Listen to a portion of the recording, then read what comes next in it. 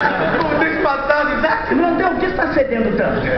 Não curasse aquela flor de couro que brota dos meios teus?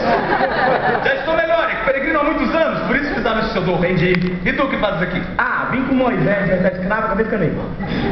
E és Moisés? Sim. Então és o último hebreu do Egito. Tecnicamente sim. Obrigado, Senhor, já o encontrei. É verdade. E por que ficaste? Não foi aquela, né? Tá lá bebendo um chope. Opa! Moisés chegou e falou assim, vamos ali no Egito libertar escravo?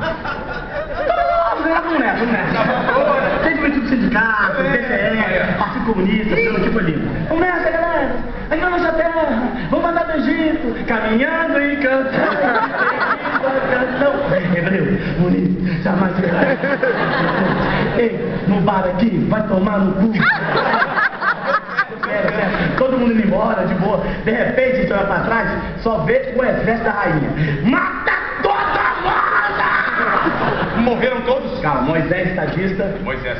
se apoia no cajado e fala aquela frase que eu guardo aqui até hoje. Foi mais ou menos assim. Corre, negada! O exército sai, mata. Corre, negada.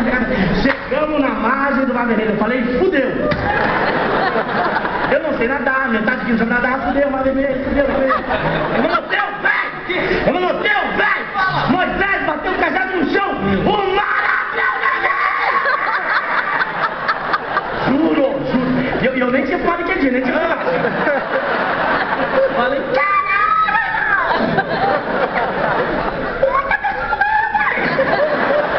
Até naquela, vou, não vou, fechou, eu fiquei.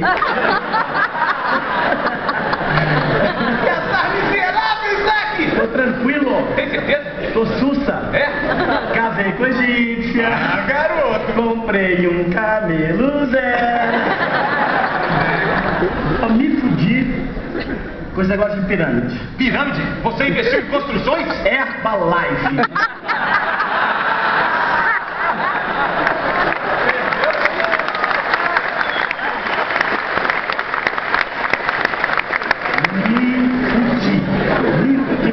Não me envolvi.